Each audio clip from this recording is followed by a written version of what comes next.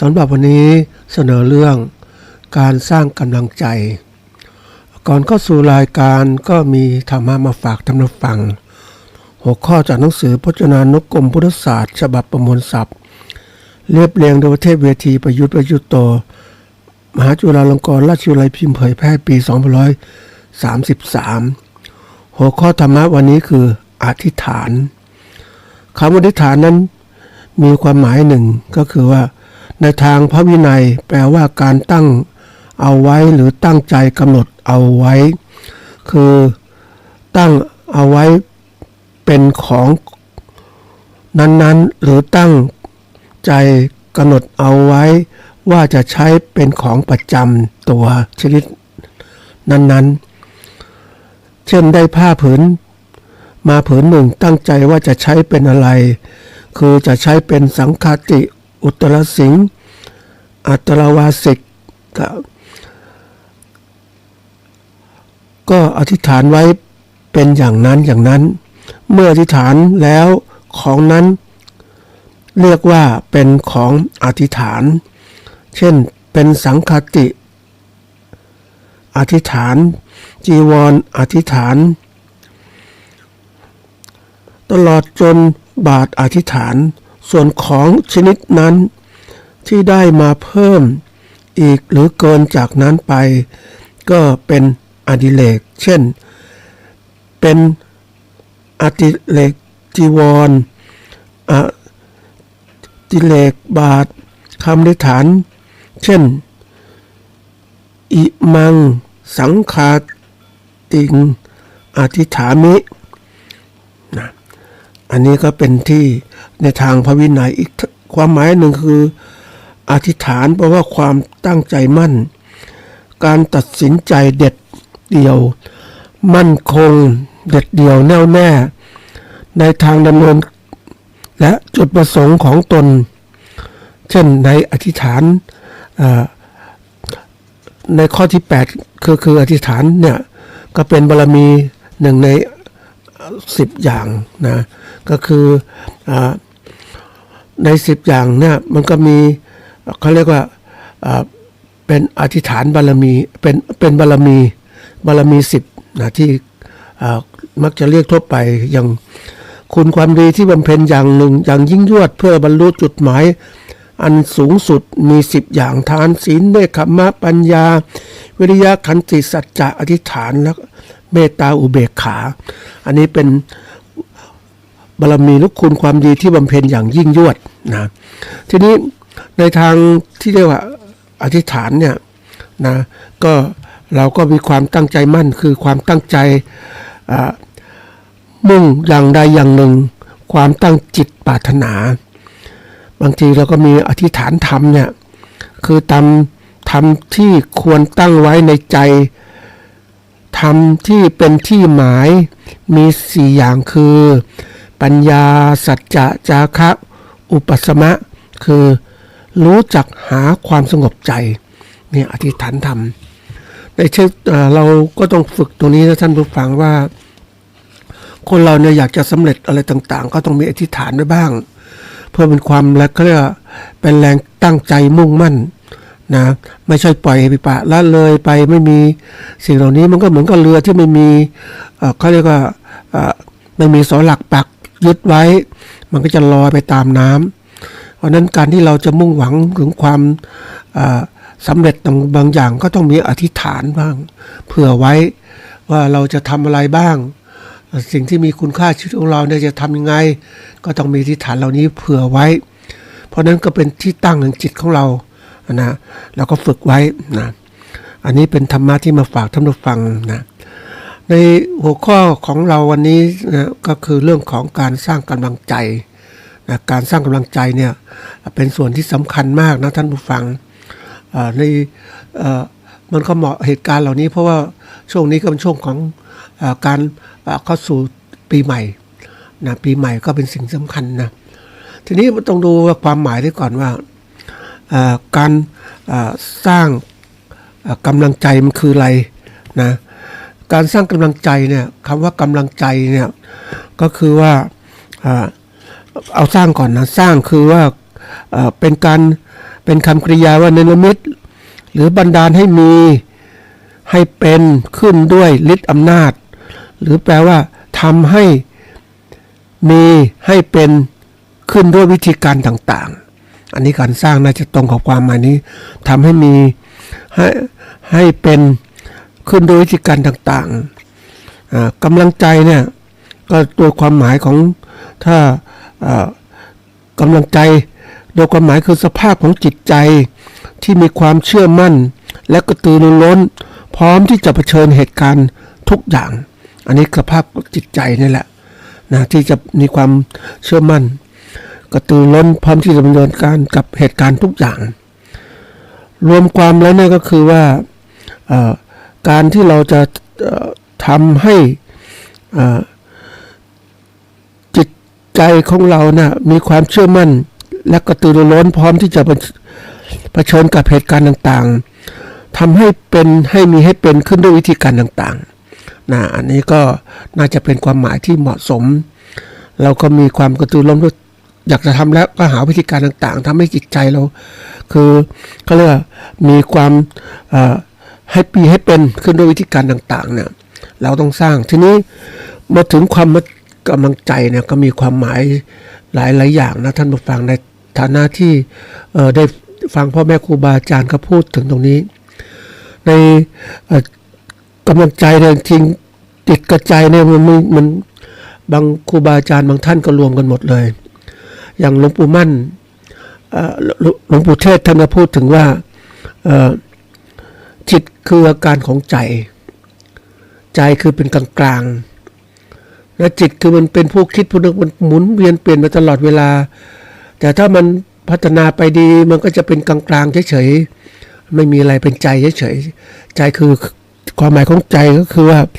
เป็นสิ่งที่ทำให้รู้นะรู้คิดเนี่ยเป็นกลางๆนี่แหละคิดแล้วก็เฉยเนี่ยใจทีนี้ส่วนใหญ่มันเป็นอาการของใจคือจิตนะจิตก็แล้วแต่บางคนบางครูบาอาจารย์ก็รวมว่าจิตเลยจิตก็เป็นผู้คิดผู้นึกมันมีใจกลางๆอยู่ข้างในก็รวมกันมันจิตบางคนก็พูดบางองค์ก็พูดว่าจิตใจนะแล้วแต่คนจะเรียกนะแต่ว่าทีนี้ก็มีคำหนึ่งที่บอกการสร้างกำลังใจการสร้างกำลังพลังจิตนี่แหละก็มีการสร้างตรงนี้จิตคือมันก็มีคือผู้คิดผู้นึกถ้ามันไม่มีกำลังคิดนึกมันก็หยุดได้นะแต่ถ้าบังคับบัญชามันคิดนึกไปทางที่ดีเนี่ยโอ้มันคุมได้ยากเหมือนกันนะเหมือนคนเราเนี่ยชอบคิดนึกเรื่องต่างๆมากมายทีเดียวเรื่องนู้นเรื่องนี้คิดไปเรื่อยๆทีนี้จะให้มันหยุดคิดเฉยๆเนี่ยมันทำได้ยากเหมือนกันเพราะว่าคนจิตมันคือผู้คิดผู้นึกอาหารของจิตที่คิดนึกนั่นคือเป็นส่วนที่ทำให้จิตมันมีก็เรียกว่ามันดำเนินการต่อไปของมันเอง มันคิดนึกไปเรื่อยเดี๋ยวเรื่องนู้นนี่ก็คิดไปทีนี้มันคิดมากๆมันก็แน่นอนว่าจิตมันก็ลำบากนะมันเครียดเหมือนกันหลายๆเรื่องถ้าหยุดคิดให้มันเป็นเนี่ยมันจะทำให้คิดมันมีความรู้เขาเรียกว่ามีพลังในการคิดเรื่องใดหนึ่งชัดเจนก็จะเป็นพักทีนี้คนที่ไม่เคยฝึกจิตเนี่ยมันก็จะไปเรื่อยไปเรื่อยนะทีนี้สิ่งแรกจะฝึกเนี่ยต้องคือทำให้จุดให้คิดหยุดให้มันเป็นน่ะนี่หยุดมันเป็นวิธีการนะหยุดทีเดียวมันหยุดลำบากนะก็ค่อยๆชะลอคือให้มันคิดเรื่องเดียวเรื่องใดเรื่องหนึ่งให้เป็นเรื่องเดียวก็คือให้มันสวยลมเดียวนั่นแหละอยากจะสวยลมนี้ก็พุทโธบ้างสัมมาหังนัมมะปะทะแล้วแต่เราจะทำนี่คือเขาเรียกว่าเป็นคำบริกรรมนะท่องบนเสกเป่าเพื่อให้จิตใจของเรานั้นวางจากอารมณ์อื่นๆหลายๆอารมณ์ให้มีอารมณ์เดียวอันนี้เป็นสิ่งสำคัญนะท่านผู้ฟังก่อนที่จิตจะมีกำลังก็ต้องมาทำให้เป็นอารมณ์เดียวซะก่อนทีนี้ในอารมณ์เดียวเนี่ยมันก็ทุรนทุรายนะ คนไม่เคยฝึกจิตมันจะทุรนทุรายในการที่จะทำให้เขาเรียกว่าให้มันหยุดนิ่งเพราะคนเคยคิดเคยนึกเนี่ยมันหยุดนิ่งทีเดียวไม่ได้ทีนี้มีกลยุทธ์ของก็เรียกการฝึกก็เขาเรียกหลักกรรมฐานจิตใจ40กองเนี่ยเอามาใช้กองใดหนึ่งก็ได้พุทธานุสติเรานึกถึงพุทโธพุทธเจ้าเนี่ยต่างๆเนี่ย ก็ช่วยทำให้จิตของเราเนี่ยวางจากลมอื่นได้อยู่ในลมเดียวทำลมเดียวมากๆมากๆเข้าเนี่ยก็จะมีความเข้มของจิตที่มากขึ้นในลมนั้นๆแล้วก็มีกำลังจิตมีกำลังคนที่เคยฝึกอย่างนี้มันก็สามารถหยุดยั้งคิดเรื่องอื่นได้เพราะเคยฝึกมาแล้วเนี่ยหยุดคิดทันทีได้เหมือนคนเคยปกติรถอะถ้าปล่อยมันไม่มีเบรกมันก็หยุดไม่ได้ใช่ไหมแต่เคยฝึกเคยเบรกต่างๆนี้มันจะหยุดจะเบรกจังไหนจังหวะไหนเนี่ยมันก็จะเก่งมากขึ้นแหละนี่คือการฝึกยิ่งมีความกำลังจิตที่มากขึ้นมันก็รู้คิดรู้นึกต่างๆได้มากขึ้นเหมือนคนเราเนี่ยปกติถ้าเราไม่มีความตั้งใจมั่นน่ะเรามองภาพใดภาพหนึ่งก็มองไปเรื่อยๆไปนู่นไปนี่ภาพนู้นภาพนี้ไปมันก็มีความมุ่งเน้นในสิ่งที่กำลังมองนั้นหรือชัดเจนนั้นเหมือนเราเนี่ยมองอะไรก็ต้นไม้เห็นว่าต้นไม้ผ่านไปก็ต้นไม้แต่ถ้าเรามีความเป็นอารมณ์เดียวเฮ้ยต้นไม้อะไรมันลึกมองเปลือกเป็นกระพี้เป็นไงแก่นยังไงมีคุณค่าอะไรบ้างไม้นี่จะเป็นประโยชน์ไหม มันคิดต่อไปเรื่อยคือจ่อลมเรื่องเดียวนี่แหละมันคิดเรื่องเดียวมันมีกำลังการคิดที่ละเอียดเพราะนั้นมนุษย์เราเนี่ยถ้ารู้จักฝึกคิดมันก็เป็นตัวสำคัญเขาบอกว่าถ้าฝึกคิดแล้วมันมีฝึกให้มีลมเดียวเนี่ยมันจะมีความนิ่งสงบก็มีอะไรพลังจิตเนี่ยพลังจิตเป็นสิ่งสำคัญนะพลังจิตก็ทำให้เรามีสติเกิดปัญญาเกิดสติปัญญารู้จักอารมณ์รู้จักอารมณ์ทำให้จิตเป็นกลางต้องฝึกนะท่านผู้ฟังคนเราส่วนใหญ่จะมองข้ามสิ่งนี้มากมายทีเดียวเลยเพราะว่าเห็นไม่มีคุณค่าโดยเพราะอย่างยิ่งพุทธศาสนิกชนที่บางคนไม่สนใจศาสนาในการฝึกบางคนก็สนใจเรื่องนำธรรมะพุทธเจ้าไปใช้ปฏิบัตินะก็แค่เป็นเรื่องของศึกษาแต่เราจะเข้าสู่ปฏิบัติเนี่ยก็ต้องมาฝึกตรงนี้แหละสมถะเนี่ยคือทำให้จิตใจสงบให้เป็นแล้วก็สู่วิปัสสนาจะไปรู้แจ้งเห็นจริงตามมันเป็นจริงต้องฝึกอย่างนี้คุณค่ามหาศาลนะท่านผู้ฟังที่เคยบอกว่าพุทธศาสนานั้นมีของวิเศษมากมายทีเดียวเพียงแต่ว่าผู้ที่นับถือแบบไม่ค่อยศึกษาและปฏิบัติหรือเรียนรู้อย่างจริงจังนะก็จะไม่เห็นเดี๋ยวนี้โลกที่เขาทันสมัยเนี่ยเขาเริ่มรู้เริ่มเห็นกันมากขึ้นคนที่ทางตะวันตกเขาก็มาใส่ใจพุทธศาสนามากเห็นคุณค่าในการปฏิบัติอย่างเจอบางกลุ่มที่เขาปฏิบัติเขาเอาจริงเอาจังนะเมื่อจะศึกษาทางพุทธศาสนาเขาทุ่มตนจริงๆทำละวางต่างๆทั้งหมดเลยไปเอาปฏิบัติเลยเพื่อจะเข้าสู่ทางจิตของเขาพัฒนาจิตเสียก่อนจิตคือผู้คิดมันนึกมันจะคิดนึกถูกต้องมันจะไปของมันเองแต่เราเองเนี่ยเราเหมือนกับว่าเราไม่เคยฝึกมันรู้สึกทรมานในการฝึกความกลัวความต่างๆมากมายทีเดียวก็ไม่กล้าฝึกจริงๆแล้วสิ่งนี้เป็นสิ่งสำคัญนะท่านผู้ฟังว่าเราต้องสร้างกำลังจิตของเราให้มากขึ้นกำลังจิตใจเนี่ยบางคนก็สร้างกำลังใจเพราะว่าสิ่งนี้มันกระทบมากมายทีเดียวกับคนเราคนเดี๋ยวนี้นะมีความทุกข์อะไรมากมายทีเดียวเลยแล้วทุกข์ทรมานนะจิตใจมันบีบบังคับจิตใจนะมันทำให้คนนั้นก็ต้องหาทางระบายออกอย่างไรบ้างบางคนก็ไประบายออกกับตัวเองบ้างระบายออกคิดนึงมันก็ข่มจิตข่มใจก็กลายมีโลกของตนเองนะโลกตัวเองก็เป็นโลกที่หลบลี้หนีกายคนอื่นไปอยู่แต่ผู้เดียวเงียบๆมันไม่มีทางออกเพราะว่าเขาไม่ได้ฝึกที่สมบูรณ์แบบมันเป็นการหดหู่ทางจิตใจก็กลายเป็นโรคซึมเศร้าในปัจจุบันเนี่ยเหงาหงอยซึมเศร้าที่เกิดขึ้นเพราะนั้นวันนี้ที่อยากจะเอาข้อนี้มาพูดเพราะว่าเป็นสิ่งสำคัญที่เกิดขึ้นที่ว่าเป็นจุดหนึ่งที่เราต้องฝึกเพื่อสร้างกำลังใจของเราเพราะว่าเรานั้นเผชิญโลกมามากมายทีเดียวยิ่งคนมีอายุมากๆเนี่ยหลายปีมาเนี่ยก็เผชิญกับประสบการณ์ต่างๆล้มเหลวต่างๆต้องมาฝึกจริงๆแล้วเรื่องของฝึกจิตใจเนี่ยกำลังใจเนี่ยต้องสอนตั้งแต่เด็กนะท่านผู้ฟังให้เขารู้จักฝึกรู้จักสอนรู้จักข่มใจตัวเองให้เป็นรู้จักมองโลกแห่งเหตุผลที่มากขึ้นนะโลกปัจจุบันก็ถือว่าประเทศพัฒนาเนี่ยเขาจึงสอนเด็กให้รู้จักคิดให้รู้จักมีเหตุมีผลนี่เป็นตัวสำคัญที่ทำให้เรารู้จักว่าละวางอารมณ์อื่นให้มีอารมณ์เดียวนั่นแหละนะมันมีเหตุผลด้วยการฝึกอย่างนี้นะทีนี้มัน มันเรื่องตรงนี้มันเรื่องที่ว่าความสำคัญของการที่เราจะฝึกจิตใจของเราเนี่ยให้มีกำลังใจเกิดขึ้นเพราะว่าเพื่อให้เกิดการสร้างพลังในชีวิตของเราให้มันมีมากขึ้นนะปกติแล้วเราดำเนินชีวิตผ่านมาบางครั้งมันก็ลุ่มละเผชิญปัญหาอุปสรรคต่างๆมากมายทีเดียวล้มเหลวสำเร็จล้มเหลวมันก็มีอย่างนี้ตลอดเวลาแล้วก็เราถ้าจิตใจของเราไม่เป็นไม่เข้าใจมันก็บางทีล้มเหลวก็เสียใจสำเร็จก็ดีใจมันเหมือนคนที่คุมไม่รู้จะเรียกอะไรนะท่านผู้ฟังถ้าคุมไม่เป็นนะสังเกตเวลาคนสำเร็จเนี่ยดีใจโอ้นักกีฬาดีใจโอ้ดีใจตามที่คาดหวังว่าสำเร็จนะมันก็กระโดดโลดเต้นไปนี่เวลาผิดหวังก็เสียใจโอ้ซึมเศร้าห่อเหี่ยวนั่งน้ำตาไหลอย่างเงี้ยนี่ก็ตัวอย่างมันเหมือนคนที่เขาเรียกอะไรมันไหวมากเกินไปมันไหวมากนี่มันน่ากลัวนะท่านผู้ฟังมันตึงมันหย่อนมันตึงมันหย่อนนู่นหย่อนนี่มันก็ไปกันใหญ่เลยถ้าไม่รู้จักว่าทางสายกลางก็ฝึกเข้าใจว่าโลกนี้มีทั้งสำเร็จและล้มเหลวไม่ต้องไปเสียใจกับมันมากมายมันก็ดีใจก็เป็นคนดีใจมากให้เข้าใจมันแล้วมันจริงมีล้มเหลวเกิดขึ้นมาต้องเข้าใจมันก็วางเป็นน่ะ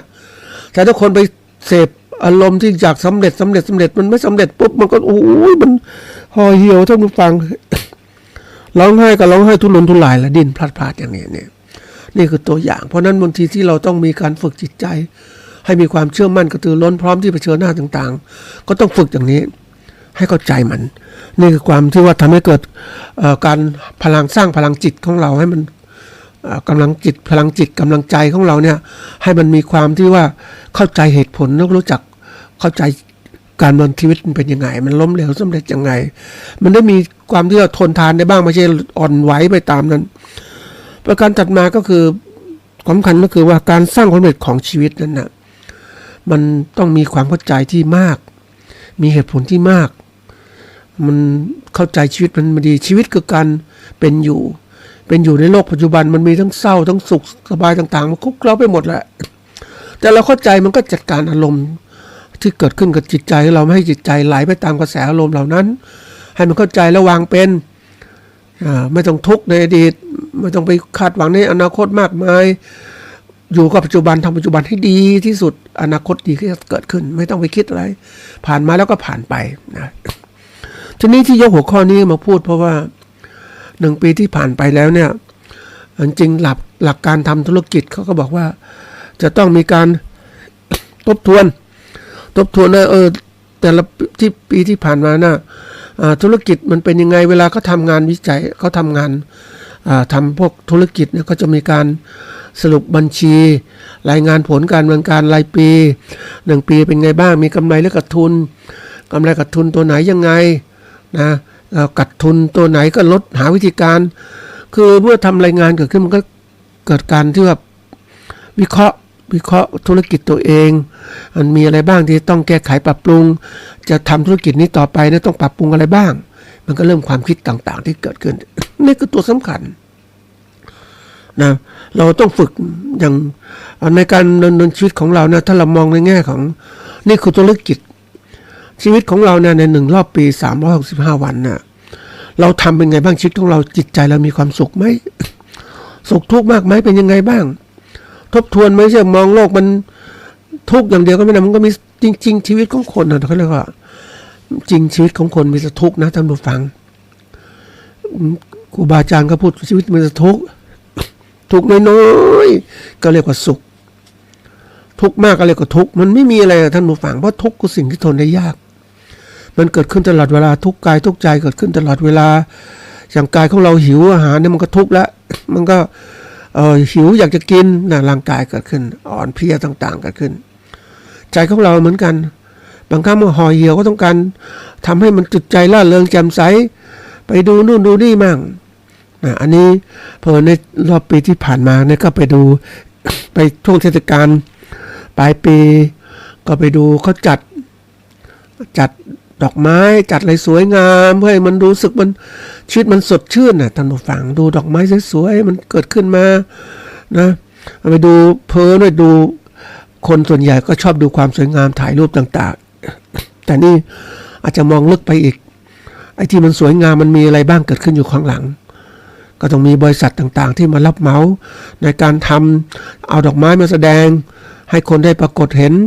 แล้วก็มีคนที่ต้องดูแลให้น้ำให้ปุ๋ยดอกไม้ให้ต้นไม้นั้นให้มันสวยงามแล้วก็มีกลุ่มหนึ่งคนชุดแรงงานชุดหนึ่งก็ต้องมาเก็บใบไม้ที่ร่วงดอกที่เหี่ยวเฉาออกไปเพื่อให้คนได้เห็นด้วยความสวยงามอย่างเดียวไม่มีใครได้มองเห็นว่าเฮ้ยสิ่งที่มันสวยงามมันมีจังหวะเวลาของมันนะถึงเวลามันเหี่ยวก็เหี่ยวไปแต่เราคนที่เก็บไม่ให้คนเห็นความเหี่ยวเฉาเลยนี่คือตัวอย่างดอกไม้ก็ต้องดูแลรักษาต้องดูทีนี้คนยาวสวยงามอย่างเดียวก็ต้องเอาสิ่งไม่ดีออกไปหมดเหมือนคนเรานะต้องดูฝังเราต้องอาบน้ำนะถูกายมันดีแต่เนื้อตัวดีๆไม่อาบน้ำก็มันรู้สึกมันแย่ลงนะร่างกายไม่ตกแต่งก็มันรู้สึกเหี่ยวเฉาอ่ะคือคนส่วนใหญ่ทำใจไม่ได้กับสิ่งที่มันเกิดขึ้นนะเหมือนคนจะแก่เนี่ยมันทำใจไม่ได้นะท่านผู้ฟังว่าโอ้ยมันเป็นอย่างนี้ใช่เหรอนะ อันนี้เพื่อนว่าเราก็เป็นผู้ดำเนินรายการก็เป็นผู้ที่พยายามหาความรู้เตรียมตนไว้เฮ้ยจะแกะชลาอย่างไรก็ไปสัมภาษณ์คนต่างๆก็เก็บไว้เป็นข้อมูลเพราะว่าวันหนึ่งข้างหน้าเราต้องเจออย่างนั้นอยู่แล้วแต่เราเจอก่อนเจอในรูปแบบอะไรรู้ไหมเจอรูปแบบที่เป็นข้อมูลวิจัยข้อมูลที่เก็บไว้เขาแก่จะทำยังไงทุกข์ยากลำบากยังไงเนี่ยไปเจอคนที่เขาอายุต้อง90 ปีอันนี้เล่ามาฝากเขามีความชีวิตของเขาเนี่ยผ่านโลกมาเยอะแล้วภรรยาก็ตายไปแต่ผู้เดียวลูกก็ไปเป็นมีครอบครัวตนเองก็อยู่แต่ผู้เดียวท่านผู้ฟังอยู่แต่ผู้เดียวที่นี่คนเคยฝึกเคยทำงานนะท่านผู้ฟังมันเคยทำงานเป็นข้าราชการบำนาญแล้วก็อยู่นี่มันความที่คนเราเนี่ยถูกฝึกจิตใจว่าฉันต้องทำงานฉันต้องเขาเรียกว่าต้องหารายได้นะหารายได้แล้วก็หารายได้นะทำงานหารายได้ซื้อสินทรัพย์ต้องซื้อนู่นซื้อนี่แล้วก็สำคัญที่สุดคือเล่นหุ้นเนี่ยเล่นทุกวันต้องทั้งถามว่าเฮ้ยนี่ถ้าไม่มีงานทำนี่เป็นไงไม่ได้มันอยู่ไม่ได้ยิ่งไม่มีคอมพิวเตอร์อยู่ไม่ได้เลยมัน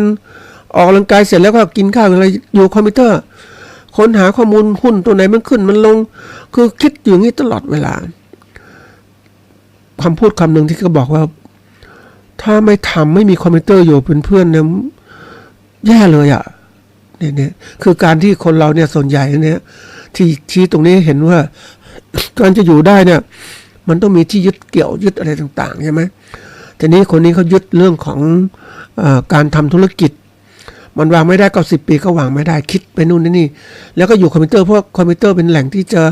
เป็นเครื่องมือสื่อสารที่ทำให้เรียนรู้โลกกว้างๆมากขึ้นเขาอยู่แต่ผู้เดียวลูกหลานก็ไม่มากันก็เหงามีเพื่อนคุยบ้างอะไรบ้างแต่ว่ามันได้คุยคอมพิวเตอร์คุยโทรศัพท์ก็เหมือนก็คลายความเครียดต่างๆความเหงาได้แต่ตรงนี้มันสิ่งที่พึ่งอะไรรู้ไหมท่านผู้ฟังพึ่งสื่อต่างๆที่มีอยู่แต่เขาก็ทำปฏิบัติธรรมนิดเดียวนั่งสมาธิบ้างอะไรบ้างนิดหน่อยแต่ส่วนใหญ่จะอยู่กับคอมพิวเตอร์แล้วก็ไปทำสวน เพื่อออกกำลังกายเพื่อดูโน่นดูนี่คือคนเรานอนอยู่ได้ก็ความคิดความอ่านนะท่านผู้ฟังความคิดอ่านมาทำให้เราเนี่ยมีการดำเนินการต่อไปอย่างต่อเนื่องถ้าไม่มีความคิดอ่านที่ดีมันก็ทำให้หดเลยนะเหมือนบางคนนะท่านผู้ฟังเกษียณปุ๊บหดทันทีเลยไม่อยากทำอะไรอยู่นิ่งอะไรไม่ท่านผู้ฟังกล้ามเนื้อไม่ทำงานแล้วอะจิตใจห่อเหี่ยวตายเลยอะนะน้ำหนักลดลงวูบวาบเลยอะก็คือความที่ว่าทำมันมาเยอะแล้วก็พักเสียเลยดีกว่าไหมไม่ออกกำลังกายกายเหี่ยวใจเหี่ยวซึมเศร้ามันก็เลยกลายเป็นอยู่แต่ผู้เดียวนะอันนี้น่ากลัวนะคือคนเราเนี่ยไปฝึกชนิดที่เรียกว่าพึ่งกับสิ่งภายนอกแล้วพึ่งความรู้สึกนึกคิดที่ผิดเนี่ยอันตรายเพราะฉะนั้นวิธีการที่เรา อายุมากๆก็ต้องเตรียมตัวในการฝึกแต่ให้อยู่แต่ผู้เดียวหรือคุมจิตใจให้เป็นออกกำลังกายเป็นมี5 อนะครับอาหารอารมณ์ออกกำลังกายอุจจาระต่างๆเหล่านี้ทำให้เป็นนะให้มันมีความสุขเพราะเราก็ต้องอยู่อย่างนี้ถ้าเราไปไม่มีเครื่องอยู่ได้เนี่ยมันก็เหมือนกับเรือที่ไม่มีเสาหลักปักมันก็ไหลไปตามกระแสลมก็พาไปบางคนในแก่ชราแล้วก็เหงาหงอยเพราะว่ายิงเงินไม่มีเนี่ยหมดเลยนะท่านผู้ฟังที่เคยกล่าวไว้ตอนต้นมันเราต้องเตรียมตัวของเราว่าเราจะอยู่อย่างไรว่ามีทรัพย์สินเท่าไหร่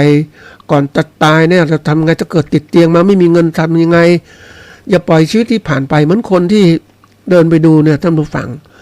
เดินไปดูเขาดูดอกไม้สวยๆก็ปล่อยไปสนุกสนานเพลินไป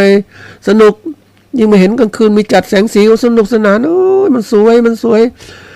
สิ่งนี้มันประโลมจิตใจนะท่านผู้ฟังแต่มันประโลมจิตใจมันประโลมโลกด้วย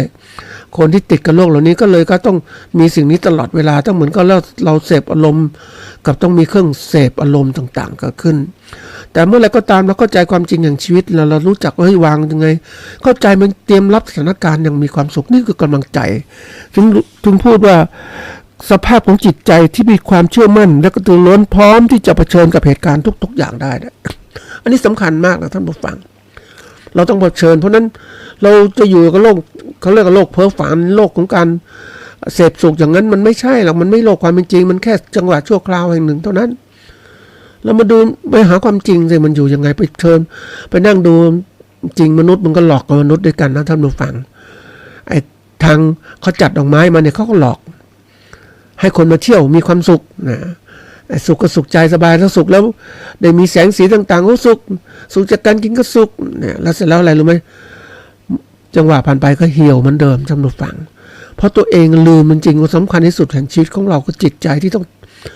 ทำฟื้นฟูจิตใจของเรามันดี จิตใจของเราดียังไงก็ต้องเข้าใจหลักธรรมะพุทธเจ้านี่แหละมันจะมีกำลังใจที่แท้จริงไม่ใช่หลอกลวงมาอย่างเงี้ยอย่างในช่วงหนึ่งเนี่ยไปเดินดูกลางคืนนะท่านผู้ฟังว่าปีใหม่ทั้งทีเทศกาลปีเก่าเนี่ยโอ้คนกินสนุกสนานโอ้มีเพลงเปิดมีอะไรโอ้ไป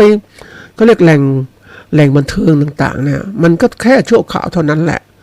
แต่ของจริงมันไม่ใช่อย่างนั้นเราต้องมาเชิญชีวิตอยู่ตัวเดียวแต่ผู้เดียวเนี่ยทำยังไงต้องเตรียมการฝึกอย่างนี้เพราะนั้น นี่คือการวิเคราะห์ตนเองเหมือนกันนะท่านผู้ฟังในรอบปีที่ผ่านมาเนี่ยปีหนึ่งเรามีความดีใจเสียใจยังไงเราวางแผนชีวิตของเรายังไงเมื่อเราจะหาความสุขของเราเนี่ยสุขจากการเสพวัตถุเสพต่างๆเป็นยังไงมันพร้อมไหมอันนี้คือสุขจากอะไรก็อามิสสุขนี่แหละนะอันนี้ก็เป็นตัวที่สำคัญมากคนเราชอบอย่างนี้แต่ว่าถ้าเราไม่มีมิตรเราอยู่ได้ไหมสุขจากจิตใจของเราที่ถูกฝึกเข้าใจชีวิตที่เป็นจริงมันก็วางได้ทั้งหมดนั่นเองนะอันนี้มาดูตัวนี้ที่จุดเริ่มต้นที่เราดูความสุขหนานเพลิดเพลินต่างๆคนที่เขาเป็นเนี่ยแล้วเราปล่อยใจไปตามเหมือนเขาเนี่ยเราก็ทุกข์เพราะว่าคนส่วนใหญ่เนี่ย อยากจะเที่ยวอยากสนุกอยากจะเสพนู่นเสพนี่นะเหมือนเจอคนที่เขาเสพกัญชาอย่างเนี้ยน่าสงสารท่านผู้ฟังก็เหมือนกับว่าเขาอยู่ในโลกของเขาเนี่ยเขาก็ออกมาแล้วถ้าไม่ได้เสพปุ๊บก็ไม่มีความสนุกสนานเลยนะคนกินเหล้าก็เหมือนกัน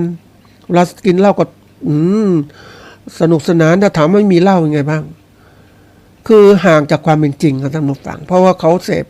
และยิ่งมาเสพมากๆอันตรายเลย กลายเป็นโรคสติก็เรียกว่าโรคฟันเฟือนนะมันเกิดขึ้น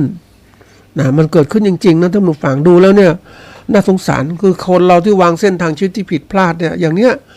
คือการมองความสุขที่แท้จริงชีวิตมันไม่ถูกต้องอ่ะมันก็เลยกลายผิด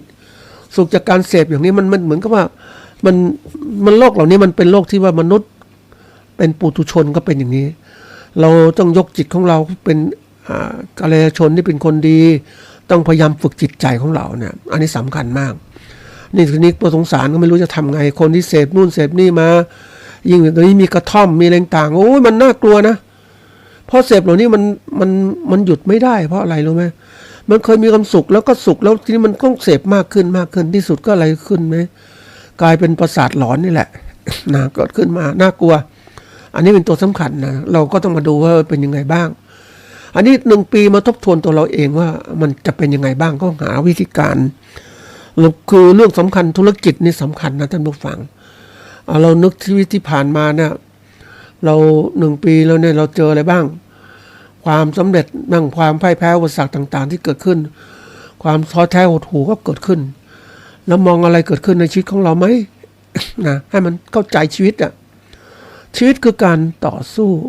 ชีวิตคือการเป็นอยู่ความหมายของชีวิตคือการเป็นอยู่แต่บางครั้งบางคนก็บอกว่าชีวิตคือการต่อสู้ถ้าเราไม่สู้เราก็อยู่ไม่ได้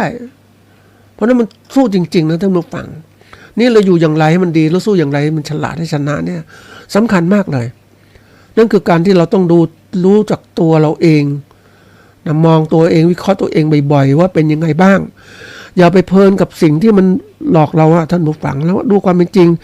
ในแง่ตัวนี้ก็อยากจะเมื่อเราทำทบทวนธุรกิจของเราหรือชีวิตของเราที่ผ่านมาเนี่ย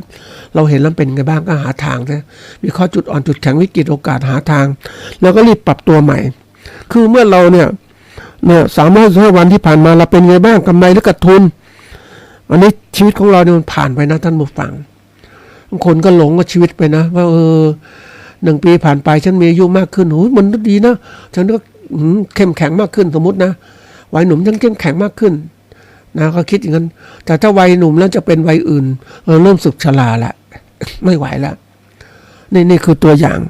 เพราะนั้นมานั่งดูว่าชีวิตที่ผ่านไปเนี่ยเวลาที่ผ่านไปก็เหมือนกันที่เราได้สิ่งใหม่ที่เกิดขึ้นแต่ขณะเดียวกันความชราก็เข้ามาครอบงำเราแล้วมันมากขึ้นจะทำยังไงเราก็ดูธุรกิจของเราก็เช่นกันเราทำมานานๆเนี่ยเราทำได้ดีไหม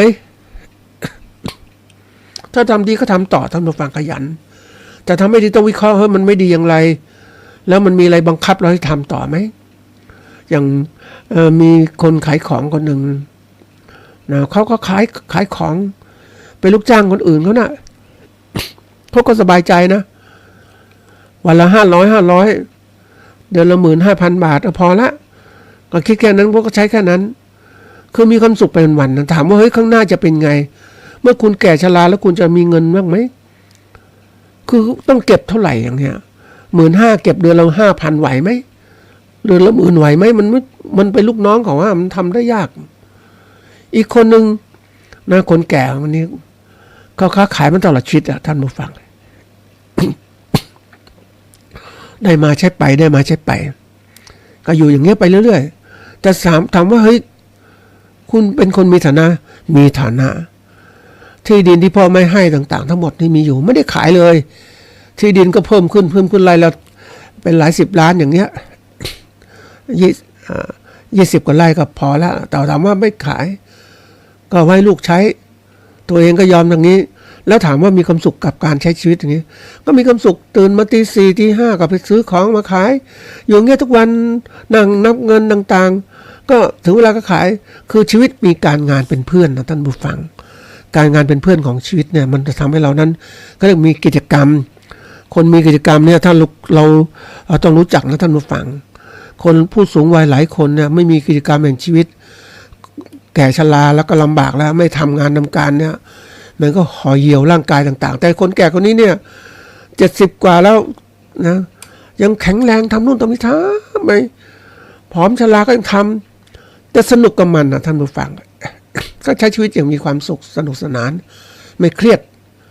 ไงมีเงินทองซื้อมาขายไปก็มีกำไรอยู่แล้วเนี่ยอย่างเนี้ยนี่คือตัวอย่างเพราะนั้นเราเองเนี่ยต้องมานั่งดูว่าแล้วข้างหน้าจะเป็นยังไงนี่คือตัวสำคัญเราต้องวางแผนสร้างชีวิตของเราเขาเรียกว่าเวลาเราสร้างกำลังใจกับตัวยามที่ตัวเองท้อแท้เนี่ยก็ต้องพยายามที่ว่านึกถึงความสุขของเราที่จะเกิดขึ้นเนี่ยอย่างคนที่เขาทำเนี่ยนะแต่ละคนก็มีความสุขของเขาตามโลกของเขาโลกของการเป็นลูกจ้างคนอื่นโลกของการเป็นเจ้านายตัวเองโลกของการเป็นเจ้าของธุรกิจตัวเองเนี่ยมันต้องคิดนะท่านผู้ฟัง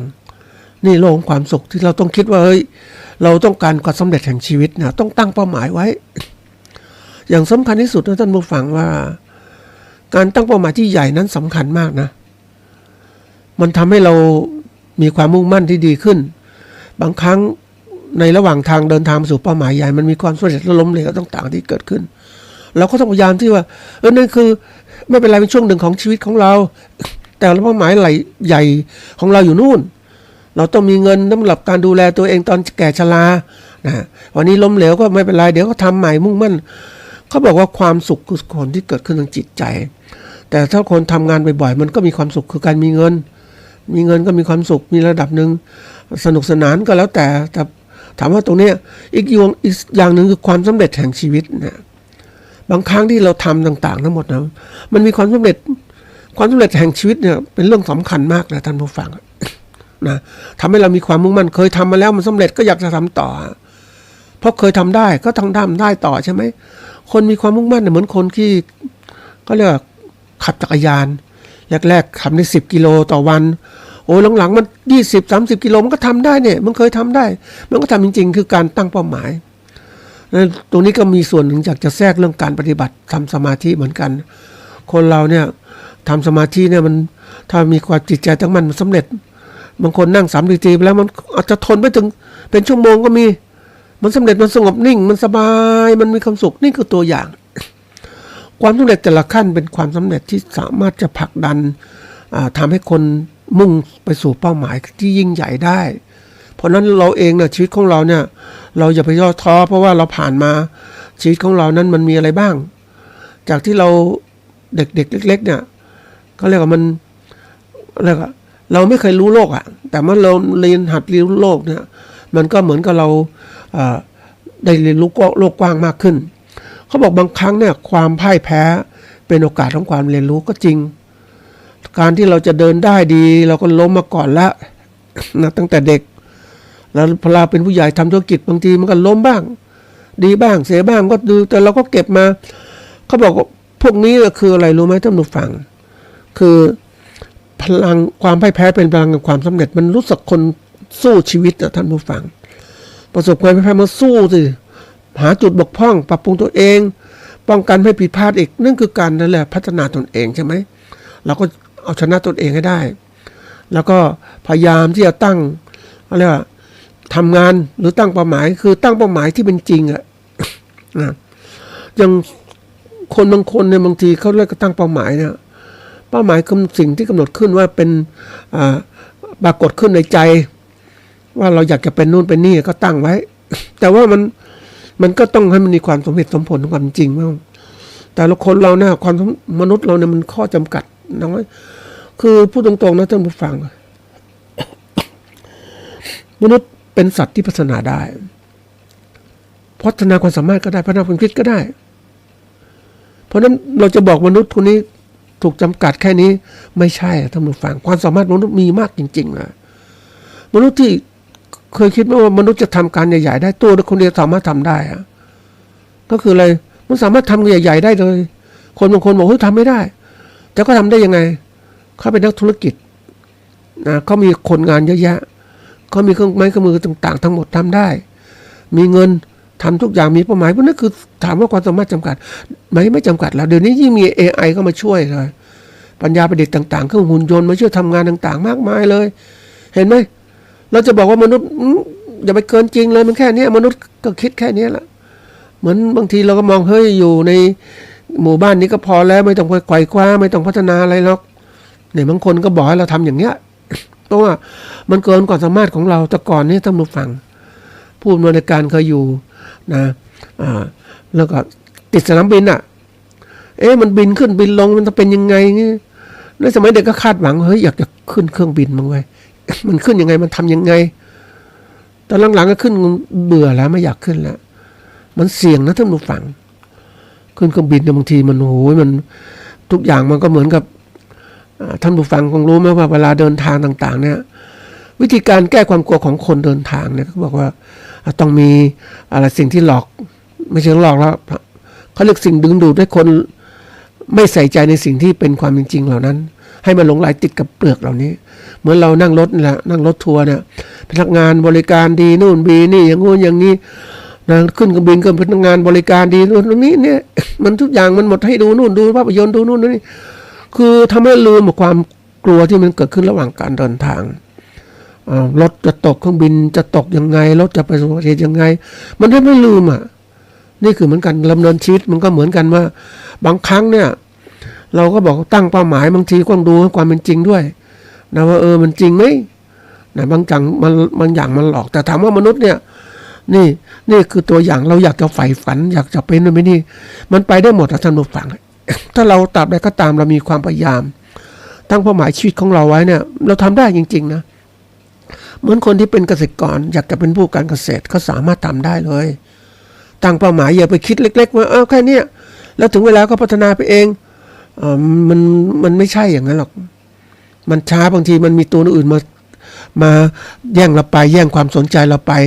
เราก็ติดกับในทางฝั่งเหมือนเราเองเนี่ยอยากจะไปกรุงเทพเราก็ตั้งเป้าหมายกรุงเทพใช่ไหมแต่เราไปกรุงเทพเราตั้งเป้าหมายจะไปลำพูนไปลำปางไปทีละจังหวัดแล้วถามว่ากรุงเทพตั้งไว้สำคัญบ้างไหมไม่สำคัญแล้วเพราะว่ามันไปติดจังหวัดเหล่านี้ก็ติดแถวนี้ไม่ได้ไปไหนเลยเห็นไหมเพราะนั้นเราตั้งเป้าหมายต้องใหญ่เข้าไว้พระพุทธเจ้ายังตั้งเป้าหมายที่ใหญ่ไว้เลยว่าต้องการบรรลุพระนิพพานเราเองก็ต้องการบรรลุทางธุรกิจของเราคือประสบความสำเร็จจริงๆแล้วก็มันก็ทำได้ถ้าเราตั้งใจจริงจังใช่ไหมแต่เราเอามักน้อยอย่างคนมักน้อยสันโดษมันไม่ใช่เอาคำศัพท์มาใช้ผิดพลาดนะจริงๆตัวนี้สำคัญมากเลยตั้งเป้าหมายไว้ที่เป็นจริงแล้วก็ทุกอย่างเนี่ยเราต้องมีการบันทึกความก้าวหน้าของเราด้วยว่ามันเป็นยังไงเหมือนคนที่ทำธุรกิจเนี่ยเราเคยทำธุรกิจทำนาก็แล้วกันทำนาเพราะมันเป็นอาชีพที่แบบคลุกคลีมานานเนาะเราก็ตั้งเป้าหมายว่าอยากจะทำนาร่ำรวยขึ้นมามีรายได้ที่ดีขึ้นมาตั้งเป้าหมายที่มันทำไงเขาทำอย่างเดิมก็ได้อย่างเดิมใช่ไหมถูกท่านผู้ฟังแต่เรามานั่งคิดได้พันธุ์ข้าวมาดีกว่าไหมได้ปุ๋ยใหม่ดีกว่าไหมยังนึกถึงตอนที่ต้องการเปลี่ยนข้าวพันธุ์ข้าวที่ปลูกมันได้ผลผลิตต่ำมากเลยท่านผู้ฟังเกี่ยวก็เหนื่อยต้นมันสูงนะต้นมันแข็งมันบาดเจ็บนะเวลาเกี่ยวข้าวนะ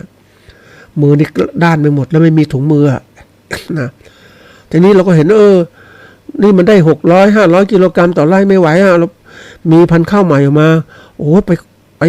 ไปซื้อมันนะท่านผู้ฟังไปแบกมาเนี่ยนั่งคิดทำไงมันทำได้ไงแต่ที่อยากพันธุ์ข้าวดีๆปรากฏว่าปลูกปุ๊บต้นมันเตี้ยโตเร็วได้ข้าวมากเลยเป็น100 กิโลกรัมต่อไร่ขึ้นไปดีสุดยอดนี่คือความเปลี่ยนใช่ไหมเราบันทึกความก้าวหน้าเราเห็นการเปลี่ยนแปลงต่างๆเราก็คิดนี่มันเคยเปลี่ยนมาแล้วเนี่ยเราบันทึกเนี่ยนะปีก่อนเราทำนี้เดี๋ยวปีนี้เอาปุ๋ยใหม่เราก็เริ่มไปเปลี่ยนแปลงต่างๆในการทำการเกษตรปลูกข้าวมันดีขึ้นมันก็ได้มากขึ้นจริงๆเลยนี่เราเห็นความก้าวหน้าเกิดขึ้นมันก็เป็นตัวผลักดันทำให้เกิดความก้าวหน้าเกิดขึ้นตามมานี่ก็สิ่งสำคัญนะท่านผู้ฟังบางครั้งเนี่ยมันเกิดขึ้นอย่างจริงๆเลยเราต้องบันทึกต่างๆทั้งหมดนี้บางที นักธุรกิจเนี่ยก็เคยไปดูไอ้พวกของรายงานการประกอบการธุรกิจเขาก็มีนะแต่ละปีของเขาแต่ละปีแต่ก่อนก็มีบันทึกเป็นเขาเรียกว่าเป็นสมุดรายงานประจำปีขององค์กรของหน่วยงานของธุรกิจต่างๆก็มีหมดตรงนี้เป็นยังไงทำแล้วเนี่ยประการแรกเขาก็สรุปก็ก่อนว่าปีที่ผ่านมานะตั้งเป้าหมายอะไรบ้างนะจะพัฒนาไหนยังไงแล้วเราทำมาแล้วสิ้นปีปุ๊บสรุปแล้วทำอย่างนี้นี่ทีละขั้นทีละอย่างแล้วผลที่ได้มันตามเป้าหมายไหมมันตามเป้าหมายปุ๊บเขาก็คิดต่ออันนี้สำเร็จในเป้าหมายดีพอไหมแล้วต้นทุนที่ลงไปมันสูงมากไหมทำไงลดต้นทุนเขาคิดแล้วไหนไม่ได้ตามแผนเขาคิดก็ได้นี่เป็นตัวอย่างแล้วเสร็จแล้วเขาก็หมดตนสุดท้ายว่าสรุปว่าในการเปลี่ยนแปลงในการประกอบการธุรกิจต่อไปจะต้องทำอะไรบ้าง1 2 3 4 5แล้วว่าไปอย่างเงี้ยทีนี้นี่คือตัวอย่างทีนี้มาถึงการที่เราทำปีต่อไปจะทำยังไงนี่คือตัวอย่างเหมือนกันเราอยากจะเป็นอะไรแล้วข้างหน้าปีที่แล้วเป็นอย่างนี้ปุ๊บปีหน้าจะทำอะไร เราอยากจะพัฒนาอะไรบ้างอย่างวันนี้แล้วเราเป็นนักธุรกิจเกษตรท่านผู้ฟังก็ต้องเข้าใจเรื่องของการคิดการอ่านเรื่องของความเป็นไปได้ทางธุรกิจที่เกิดขึ้นข้างหน้าเนี่ย มันไม่ใช่ธรรมดานะท่านผู้ฟังการประกอบการธุรกิจเกษตรมันเรื่องที่สำคัญมากเลยเราต้องรู้จักวิเคราะห์สถานการณ์ต่างๆให้มันดีไม่ใช่ว่าเราจะอยู่อย่างเนี้ยฟังสถานีวิทยุรัฐบาลอย่างเนี้ยมันพอไหมมันไม่พอท่านผู้ฟังเพราะรัฐบาลเขาไม่ได้ให้ข้อมูลที่มันถูกต้องมากมายทั้งหมดเขาก็เหมือนก็บอกหมดไม่ได้หรอกมันก็มีปิดไปบ้างเพราะว่าบางเรื่องถ้าบอกมาก็ตกใจเศรษฐกิจจะเป็นยังไงการภาระหนี้สินของประเทศไทยอย่างวันนี้ถ้าพูดถึงตัวเกษตรกรหนี้สินตัวเกษตรกรสูงนะท่านผู้ฟังหนี้สินครัวเรือนสูงนะแล้วยังมาเจอการประกอบการเกษตรที่เหมือนกับว่ามันได้กำไรน้อยท่านผู้ฟังนะอันนี้ก็โยงกับเรื่องเศรษฐกิจแล้วนะแล้วเรื่องสังคมเป็นยังไงนะสังคมข้างหน้าเป็นไงการเมืองเป็นไงการสิ่งแวดล้อมมันมีผลต่อการประกอบการเกษตรหมดเลยถึงบอกว่าการเกษตรจริงๆนะมันไม่ใช่เรื่องที่ว่าง่ายๆหรือเป็นเรื่องยากนะท่านผู้ฟังการประกอบความสำเร็จทางการเกษตรนั้นเป็นเรื่องที่มีความเสี่ยงมากเลยคนส่วนใหญ่แต่ก่อนไม่ก็คิดนะเพราะอะไรรู้ไหมก็สมัยก่อนสิ่งแวดล้อมต่างๆมันไม่เปลี่ยนแปลงใช่ไหมแล้วก็เปลี่ยนแปลงมาอยู่สภาพดินฟ้าอากาศดีหมดเลยการทำเกษตรยังไงก็ได้หมดน้ำดีปลาดีอาหารดีทุกอย่างหมดเลยแล้วคนก็ไม่มากคนไม่แย่งทรัพยากรต่างๆมากก็ไม่มีเขื่อนไม่มีอะไรมากั้นนู่นกั้นนี่ไป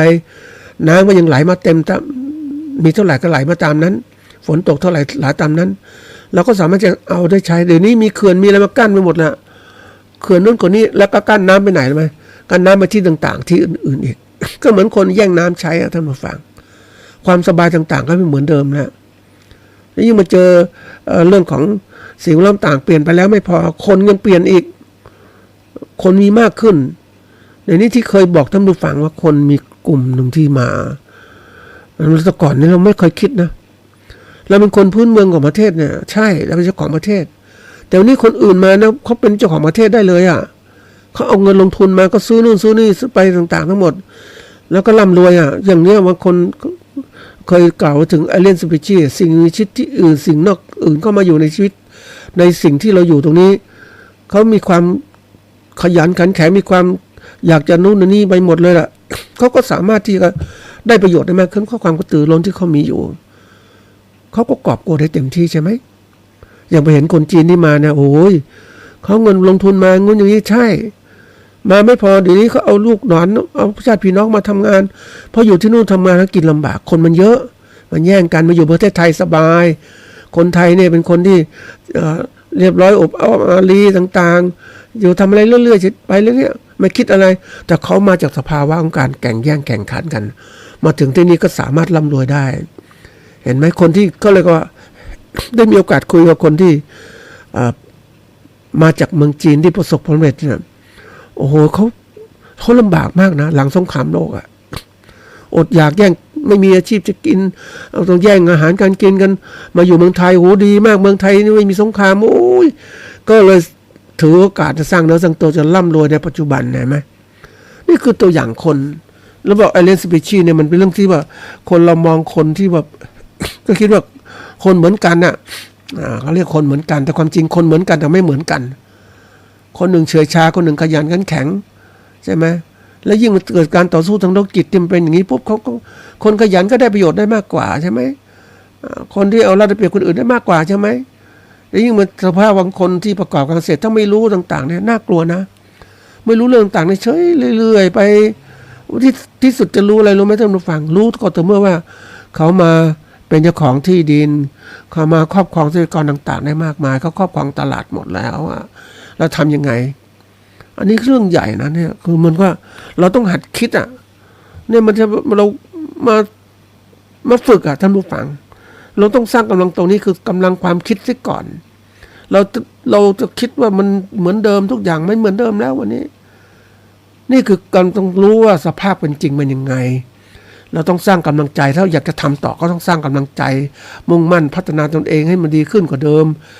เร็วขึ้นกว่าอย่าช้าเพราะว่าวันนี้ที่เราทำอะไรต่างๆมันช้าเพราะว่าเราเองเนี่ยโอ้ยไม่เป็นไรก็ค่อยทำไปเถอะนะพอมีพอกินพอใช้ไม่เป็นไรอยู่ไปเถอะอย่างเงี้ยนะไปดูดิไปเห็นศูนย์การค้าที่เกิดขึ้นไปเห็นการค้าการขายของสินค้าเกษตรเป็นยังไงบ้างโหมันลำบากนะท่านผู้ฟัง มันการต่อสู้ต่างๆมันกลยุทธ์มันไม่เหมือนเดิมคนเนี่ยคนที่เก่งๆเขาเอาชนะได้ต่างๆเนี่ยเขาเอาชนะคนที่อ่อนแอคนที่อ่อนแอก็ตกอยู่ภายใต้ความที่ลำบากเพราะนั้นอยากจะสร้างกำลังใจกับท่านด้วยก่อนว่าหาวิธีการสร้างกำลังใจให้ดีขึ้นเพราะนั้นวันนี้นี่คือตอนที่1นะฝากไว้ว่าเราต้องสร้างกำลังใจคือสร้างนะสภาพจิตใจที่มีความเชื่อมั่นและกระตือรือร้นพร้อมที่จะเผชิญกับเหตุการณ์ทุกอย่างข้างหน้าเตรียมได้เลยนะท่านผู้ฟังสถานการณ์ปีหน้าเนี่ยไม่ธรรมดานะ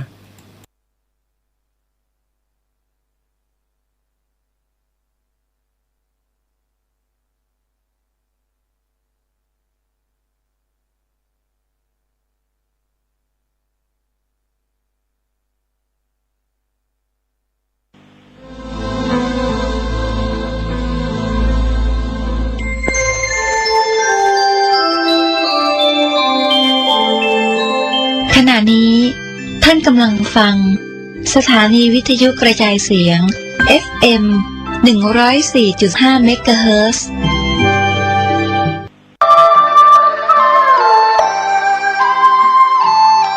ข่าวสารเพื่อการประชาสัมพันธ์ขอเชิญชวนผู้ใจบุญใจกุศลร่วมบูรณะปฏิสังขรณ์วิหารวัดชัยสถานป่าเศร้าน้อยตำบลสันปุเรยอำเภอดอยสะเก็ดจังหวัดเชียงใหม่ปัจจุบันมีพระครูประภัชชัยคุณเป็นเจ้าวาดวัดชัยสถานป่าเศร้าน้อยเป็นเจ้าคณะตำบลสันปุเรยเขต2พร้อมคณะศรัทธาภายในภายนอกร่วมกันบูรณะปฏิสังขรณ์วิหารของวัดชัยสถานป่าเศร้าน้อยกำหนดการเริ่มบูรณะตั้งแต่29ธันวาคมพุทธศักราช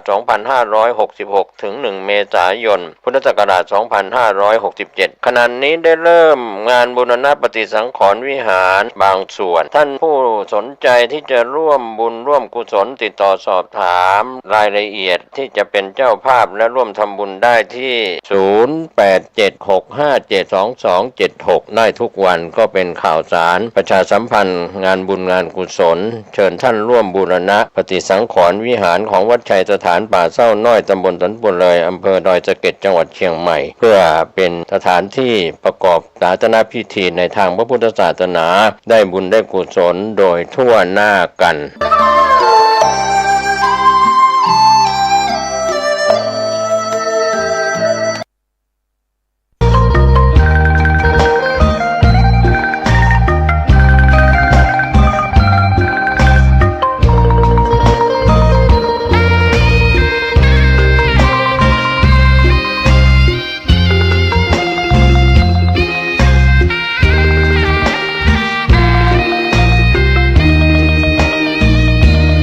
ตาฟ้าหรือบารมีชักนำถึงอยู่แสนไกลล้ำพระธรรมไม่มีมองไม่ฟ้าเพียงดินยังทวินฝันไฟเข้าดงขมิ้นเมื่อใด